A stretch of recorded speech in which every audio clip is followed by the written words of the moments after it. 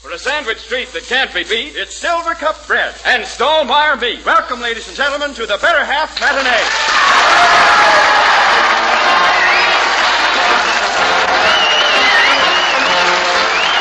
Yes, it's matinee time for the better half. So join us for some fun and laughs with a big long drink with a sly old wink.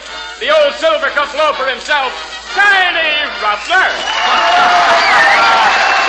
Well, what do you know? Thank you, ladies and gentlemen. And thank you, Carl, my little man. So I'm the Silver Cup Loafer, huh? Mm-hmm. Well, if I'm the Silver Cup Loafer, you're the Stallmeyer Ham, friend. You know, Carl, yes, and just for that, you know what I'm going to do? I'm going to tell the secret of your past laugh, boy. I'm going to take your hair down right in front of this full-viewed, intelligent audience. I'm going to give you the business. Folks, I got a little secret to tell you about Carl. He used to work. Now, get this. He used to work from dark until dawn in a lingerie factory. He's a nighty watchman.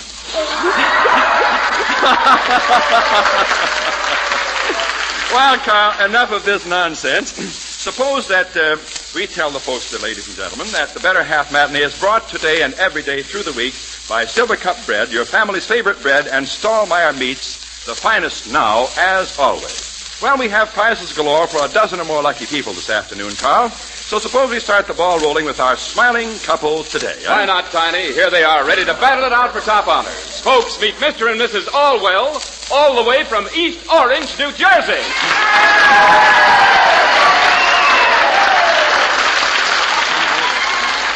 Good afternoon, Mr. and Mrs. Allwell. Silver Cup and Stallmeyer are very proud to welcome you to their little private stage here at the Guild Theater. We're happy to see you both. How are you feeling, Mrs. Allwell? Fine, thank you. And how do you feel, Mr. Allwell? Better than she. Better than...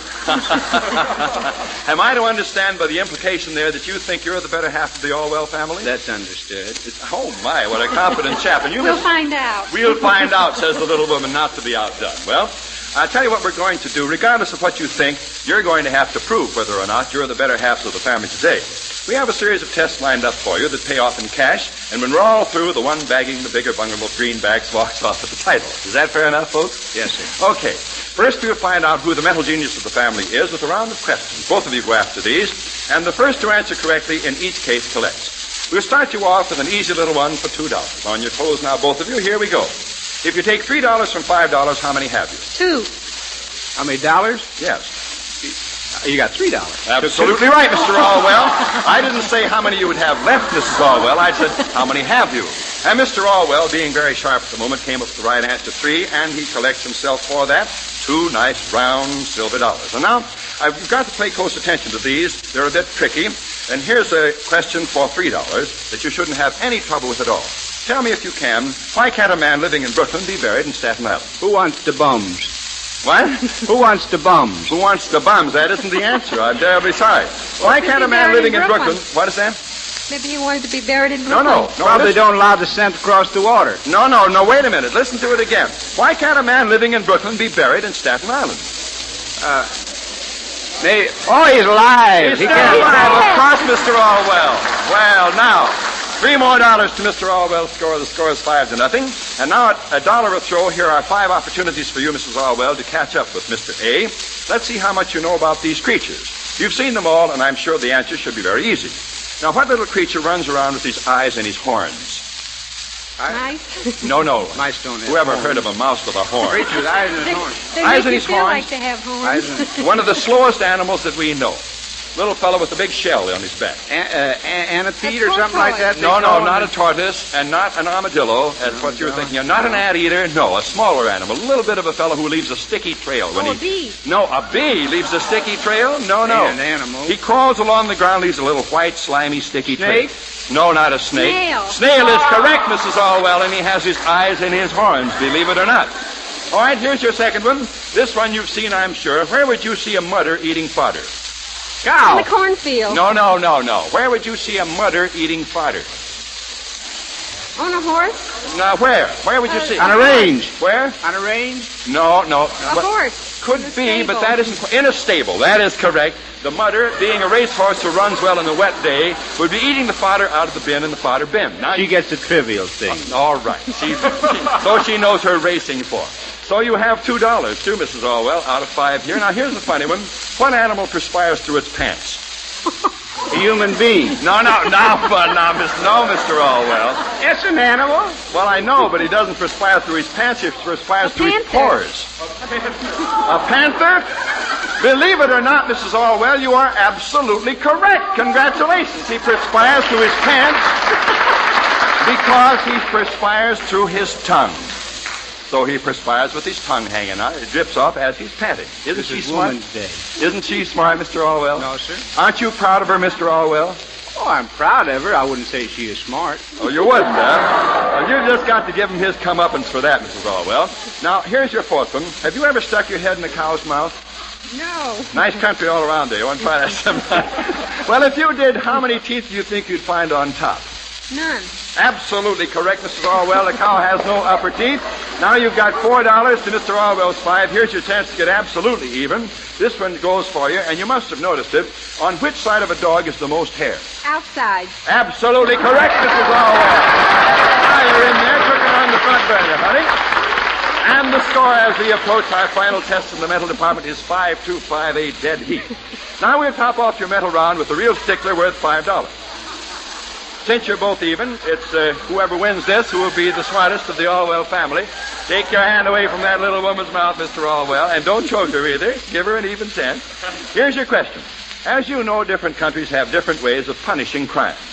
Even in our own country, the death penalty is executed in various ways. Now, I want you to tell me, in what country is it against the law to hang a man with a mustache?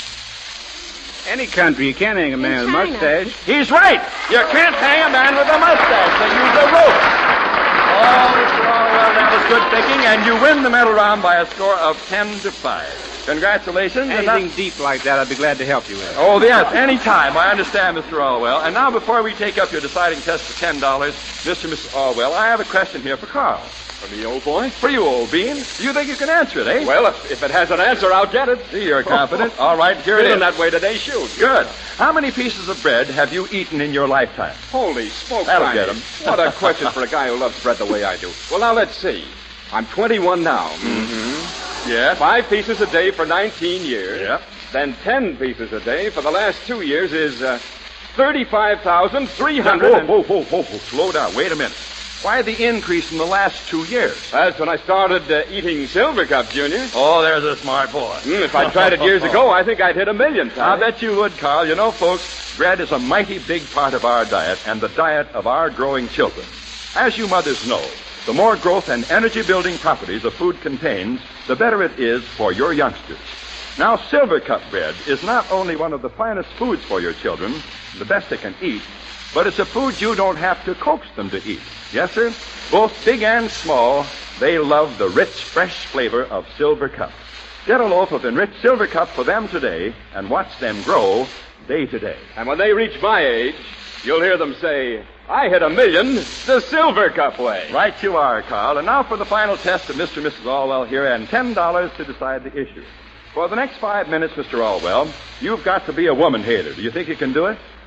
Yes, sir. Not too much of a strain, eh? No, sir. Okay, good. And while I explain this to your husband, Mrs. Allwell, suppose you do us the favor of running off stage and slipping on a good big pair of overalls. We have a little stunt here that will make it a little bit tough on your dress, and we want to protect it. Now, Mr. Allwell, now that she's out of sight, here's what I want you to do. Ed, bring out our better half doghouse and have Mr. Allwell crawl inside and stick his head out the front hole here so I can talk to him, will you? There's the doghouse. Right down there and stick your head out the hole, Mr. Allwell. Now, you'll notice that little doghouse there is different from most doghouses, Mr. Allwell. It has 3 holes in it instead of the usual 1. There's 1 in the front and 1 on either side. Now, while you're in there, I want you to shout out in a good, loud voice. There's his head, skin and all coming through there. While you're down in there, I want you to shout out in a good, loud voice, I hate women because. Now, each time you shout that, I'll call out a letter of the alphabet, and you got to pop your head out of any one of those 3 holes and finish the sentence with the words beginning with the letter I give you. For instance, if I call out the letter C, you'd pop out of one of those holes and say, they're catty. You got the idea, Mr. Orwell? Give him the microphone. I couldn't hear what he said. Got the idea? Yes, sir. Okay, Mr. Orwell, that's fine. Now, let's get Mrs. Orwell back out here. Here she comes, Mr. Orwell. She's a nice girl, isn't she, eh? That's your idea. Well, she looks very charming in those overalls. Oh, she's very lovely, isn't she? Boy, I knew she was country. Now, Mrs. Orwell, your old man's in the doghouse again, and it's up to you to see that he stays in there. Have Mrs. Orwell climb right up on top of that doghouse there, Ed, and hand her a good big paper club. Now, Mrs. Orwell, you keep an eye on 3 sides of the house there, and every time you see your husband's head pop out of one of those 3 holes, you try and whack him with that club before he can get his head back in again. If you can catch him 4 out of 7 times that he comes out of there, we'll add $10 more to your score. And if you fail to swat him at least 4 times, the money goes to him. All right, Mr. Orwell, pull your head back in there now, and we'll see how much you can get away with this little woman.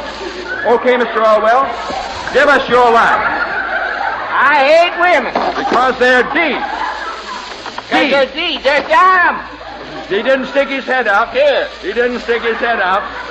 Take that again. Give us the line again, Mr. Orwell. I hate women. Because they're... Dumb. She missed it. That's one for you, Mr. Orwell. Okay, now give us your line again. I hate women. Because they're G. Gaudy. Gaudy, and she missed... Oh, Mrs. Orwell, you've got to be ready, but much ahead of that. You've missed them twice in a row. Now ahead with your next line, Mr. Orwell. I hate women. Because they're H. Gaudy. Oh, don't be so gentle. Haul off and let him have it, Mrs. Orwell. Bring it down on him. Okay with your next line, Mr. Orwell. I hate women. Because they're L. Lousy. That time she got it. And that's the time she should have got it. All right, your next line, Mr. Orwell. Here we go. Go ahead, Mr. I hate women. Because they're M. Muscly. You got reached that time. Okay, better luck next time, Mr. Orwell. Take your next line, Mr. Orwell. I hate women. Because they're N. Nuts. Nuts.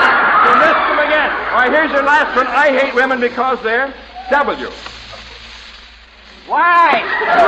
She got it. Well, good work. She only got him 2 out of 7 times. Good for you, Mr. Orwell. You really outsmarted the little woman that time. She got you only 2 times out of the 7 times that you came out. Add $10 more to his score, Carl, and give us the results from the Orwell family, eh? Well, this is the way it looks. Brother Orwell, Tiny, $20 big.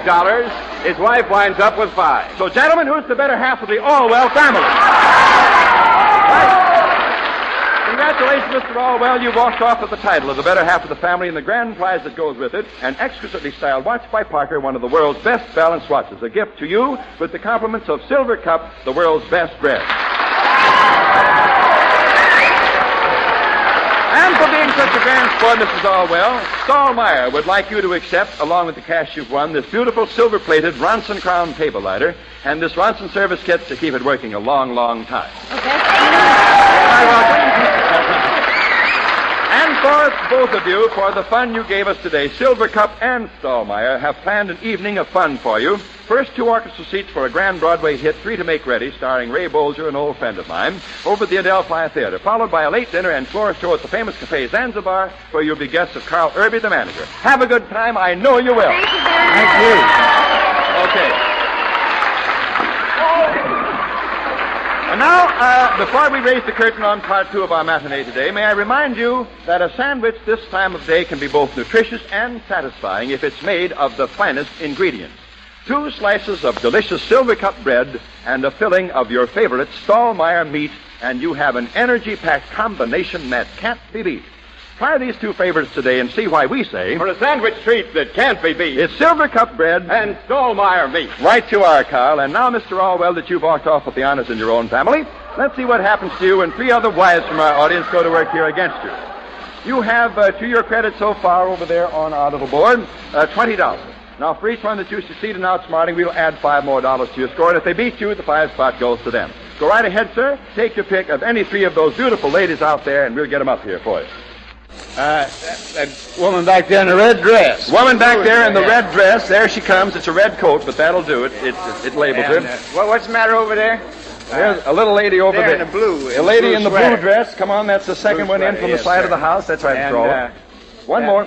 That lady back there with the glasses on, the brown suit. Lady with the glasses in the brown suit. That's her. All right. Here's our first challenger at the microphone. Hey, how you like that, huh? She's not bad, Mr. Orwell. bet your life. You're a pretty good picker, aren't you, boy? Yes, sir. Well, I knew that when I saw your wife, Mr. Orwell. Now, come right over here to the microphone, little lady, and come in right close and give us your name, please. Mrs. Amy Fay, Mrs. Amy Fay, and where are you from, Mrs. Fay? Astoria, Long From Island. Astoria, Long Island. And how long have you been married?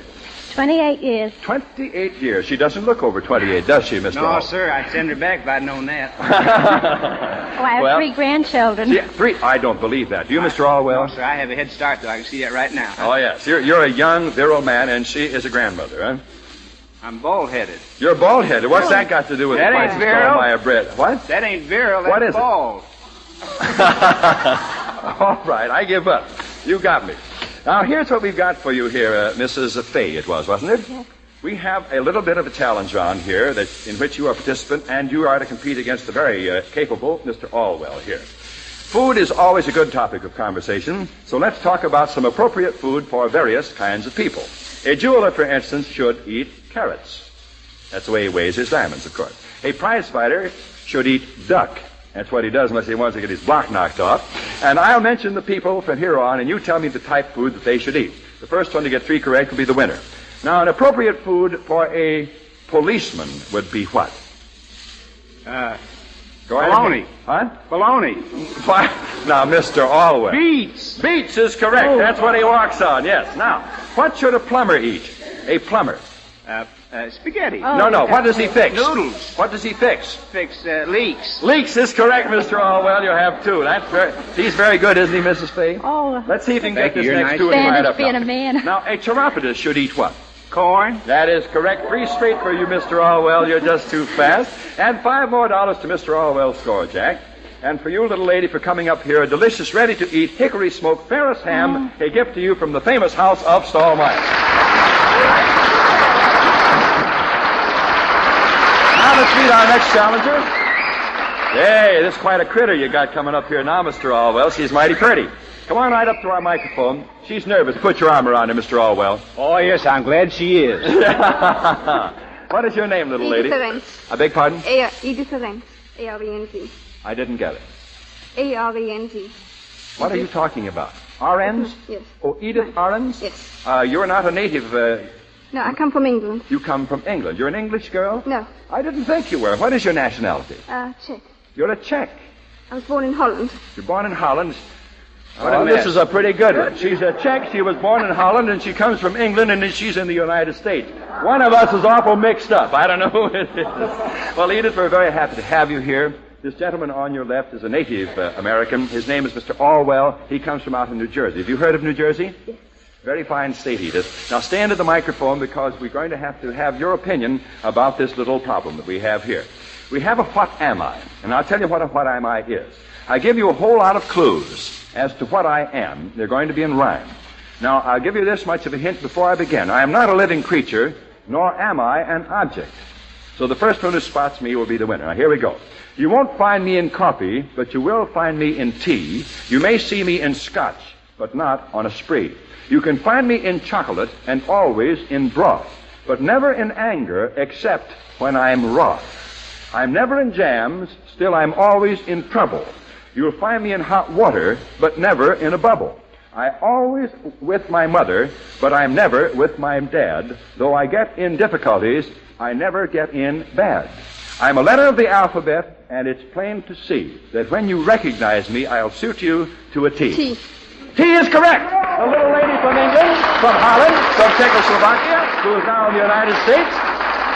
What are you standing there with your bare face hanging out for, Mr. Orwell? Can't you take it? I thought I did pretty good. I drew a check from Holland, but I lost. You sure did, boy. And she walks off with that $5, and our congratulations for defeating you in the second challenge round.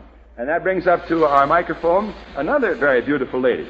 This man's taste is not all in his mouth. That is obvious to see, Mrs. Allwell. And what is your name, little lady? Mrs. Cronin. Mrs. Cronin? That's right. You're not any relation to Joe Cronin, are you? No. Joe Cronin was the manager of the Boston Red Sox, wasn't he? Oh, yes. You remember my that? husband told me. Did you hear the Bob Hope show from Boston last night? Yes, I did. Didn't you like that crack? I think it was Fred Allen who said, they have a meat shortage in Boston because nobody will say the word slaughter. Which is a pretty good crack. Comes from the best comic I know. And your name again now? Mrs. Cronin. Mrs. Cronin, yes. Mm-hmm. Now we have that straight, and you come into the microphone, and we'll give you your competition with Mr. Allwell here, who comes from New Jersey. You've got to be sharp, and you've got to be quick this time. Alternating back and forth, I want the two of you to mention every article of clothing that can be put on over your head, like dresses and sweaters and so on. And you have but 10 seconds to come up with an answer each time, or you lose. In other words, the first one who can't get there with an answer in 10 seconds is out. The other fellow wins. Articles of clothing that can be put on over the head. You ought to be a little bit ahead on this, Mrs. Cronin, because women have more things of that nature than men, I believe. All right, we'll start with our champion. Give me the first article, Mr. Allwell. Nightshirt. Nightshirt is good, yes. Mrs. Slip. Slip, yes. Go ahead. Hat. Hat is all right. Dress. Dress is okay. Sweatshirt. Sweatshirt's fine. Kimono. Kimono. Oh, Yeah, at times you can. I have one that's I know the so kind you mad. mean. The ones that are made like the slip-ons. That's The right. Japanese, the real Japanese with no opening in the My front. husband brought me one back from Japan. I know it. That's why I mentioned Japanese kimono. She's right, Mr. Allwell. Go right ahead, sir. Sweater. Sweater is good, yes. Blouse. Blouse is correct. Mr. Allwell? Overcoat. Overcoat? Now, wait a minute. Just a minute. You can't slip on an overcoat over your head. Yes, sir. How do you do it? Just button it and put it on. All right. That opens up a whole new field of objects here, but okay. Come on ahead now. A chemise. A chemise, yes. Yes. What's that? A what? What's that? A who? A chemise. What's that? You want to know what it is? How long have you been married, Mr. Allwell? 8 years. You've been married 8 years and don't know what a chemise is. It's no use me trying to tell you, boy. Go right ahead, Mr. Allwell. Tie. A tie? Yes, sir. Now, just a minute. How do you do that? Leave 'em tied. By George, he's right. He's right. Lazy men, leave him tied, pull him out, and then slip him on over there. That's right. Go right ahead now, Mr. Cronin. A dickie. A dickie? That's what I have Is that a dickie you got on? Okay. All right, Mr. Allwell. Come on in. There's a limit to things, you know. I know there is, but a dickie is right well within. It's all right. It's okay. Here we go, Mr. Allwell. Come on ahead now. I'm going to start counting on you. 1, 2, 3. Did I say a sweatshirt? Yes. Yeah. 5, 6. Shirt, an undershirt. Eight. An undershirt. Undershirt, all right. Hey, yeah. what's that thing there? One of those. All right, undershirt will do. Lee Tess, take it away, Lee. All right, Mrs. Cronin, give us the next one. Well, I'm getting kind of stumped, Oh, listen, there's some under things that you wear. but they're unmentionable. Of course they're mentionable. When the chips are down, we got to mention them. Girdle. Girdle, of course. Put it on over your head? No way. Slide it down. Really? You get out of them the same way? Oh, you step out of it. You mean you put them on over your head, And then when you take it off, you step and out then you of it. slip out of it? The things we learn on this show. It won't fit. Doesn't sound practical. Won't fit. All right, Mr. Allwell, you come along. Come on. He was right. 1, 2, 3, 4, 5, 6, Shirts, 7, shirts. 8, Sweat- 9, 10. sweatshirt. 10, I'm sorry, Mr. Allwell. The little lady done it to you. Congratulations, Mrs. Cronin. $5 to this little lady, plus a case of Stahlmeyer's delicious meat spreads, 24 tins of meat spreads as only Stahlmeyer can prepare them. Thank you for coming up, little lady. Well, Mr. Allwell, you had a swell day. You beat your wife. You triumphed over one of your challenges, proving that you are, without question of a doubt, the better half champion of the day. Now it's time for our grab bag question of the day. Before I come down into the audience, however, there are some things that Carl Warren and I would like to say. First, we want to tell you that the high standards which have made Stahlmeyer ready-to-eat meats favorites for nearly 50 years are your assurance of dependable quality and extra-fine flavor today. Yes, sir, ladies and gentlemen, these delicious meat products and the Ferris brand hickory smoked hams, bacon, smoked meats, and sausages also made by Stahlmeyer, are government inspected and approved, and for your added protection, handled every step of the way with painstaking attention to cleanliness and to sanitation. Even the taste is controlled and regularly tested so that you can depend on getting the fine flavor you prefer every time. So for delicious meat, ready to eat, ask for Stahlmeyer, a name that means the finest now as always. You're so right, Mr. Warren. And now, ladies and gentlemen, down we come to our audience with our grab bag question of the day and some mighty nice prizes for the things that our people here in the theater say. Our question today is quite simple. Are bachelors generally happier than married men? If so, why? And here we come down to the audience. Are married men happier? No, it's the other way around. Here's a gentleman. What is your name, sir? Louis Rosen. Mr. Rosen, happy to have you here. Where are you from? Brooklyn. All right, let me ask you the question. Are bachelors happier than married men? No. Definitely no. Is your wife with you? No. She's not with you, and you still No. say that? Yes, sir. You're really sold on marriage, huh? Yes, sir. 25 years, 4 months, and 5 days. How do you like this guy? He's really got it tabulated. Every moment a jewel, eh? Yes, A sir. precious string on a beautiful rosemary of remembrance. That's right, sir. Okay, take your choice of a prize up there, sir. Number 3. Number 3. Number 3 for you, sir. A Baribbon Baracini gift basket chock full of delicious chocolates, assorted and French. All made in the Baracini manner. All yours with the compliments of the 17 famous Baracini stores in New York. Thank you very much, Carl. Here's another gentleman, and I found out in advance, ladies, I want you to see one. Here's a bachelor. No applause for the bachelors? No applause. Okay, what is your name, sir? My name is Joseph Steiner. I'm from Wheeling, West Virginia. From Wheeling, West Virginia. That's right. You think bachelors are, generally speaking, happier than married men? Well, I've been happy for 43 years, and that's... And then you're not going to take a chance on changing that by marrying something, eh? No, sir. I had 5 sisters and 2 brothers, and I've seen what they've gone through. And you decided to take no chances on having some of the same. That's right. Well, the evidence being what it has been in your family, I cannot but applaud your sagacity and the wisdom of your decision. Will you take a number? 1, 2, 4, or 5, sir? I take 4. Number 4 for this gentleman. Number 4 for a gentleman with money in the bank. For you, sir, a real treasure. 6 smooth, finely woven Dan River sheets. For extra durability, comfort, and wear, Dan River sheets can't be beat. Righto, you can't go wrong on a Dan River sheet, Carl. That's right, old boy. Here's the little lady. Your name, please. Mrs. Reisig. Where are you from, Mrs. Reisig? New York City, formerly Buffalo. Formerly Buffalo. You married? Yes. You know something about men? Oh, yes. Mm-hmm. Do you think that bachelors are happier than married men? Well, no. Why do you say that? Because I think a man, when he's married, he has all the attentions of a wife, where a bachelor, he has to go look for it. I see. On the outside. I see. He has home comforts and everything when he's married. Yes. See? So the bachelor naturally is not happier. He's not happier. No. Mm-hmm. The fact that he has freedom and can go and come when he likes and doesn't have to report home at a certain hour and all that sort of thing is not important? Well, to a certain extent. Mm-hmm. But it's He gets still... tired of it after. The vicissitudes of being happily married to a lovely feminine thing far overbalance those other considerations, That's eh? right. Yes. Okay. All right. Take a number. 1, 2, or 5? 2. 2. Number 2 it is for you, madam. Something you'll always enjoy. This fine DeWalt radio and a beautiful white Catalan cabinet. If you want something better, demand DeWalt radio, quality proof for over a quarter of a century. Thank you, Carl. Here's a young man, son. Smitty. Smitty is your name? Burris Smith. Well, now, Mr. Smith, let me ask you this question. Do you think that bachelors, generally speaking, are happier than married men? I don't think so. In my case, no. You're a married man, are you? 4 months. And 4 months. Yes. You're hardly qualified to discuss whether... Oh, I think I am. You think you are? Yes. After only 4 months of married life? You see, I never really cared for life until I got married. How do you like that guy? Those women really did a job on this fella. Take our number 5, sir. 5. Number 5 it is. For you, sir, 3 beautiful McGregor white shirts. A gift any man will enjoy. McGregor white shirts for dress or sport are really something.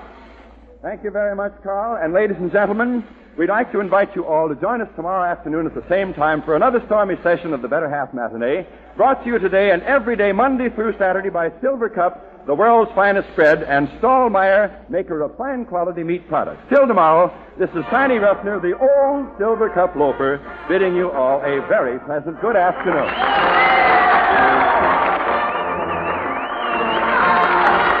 And this is Carl Warren, the old Stahlmeyer ham, reminding you that tickets for the Better Half Matinee may be obtained at your neighborhood grocery or delicatessen carrying Silver Cup bread and Stahlmeyer meat.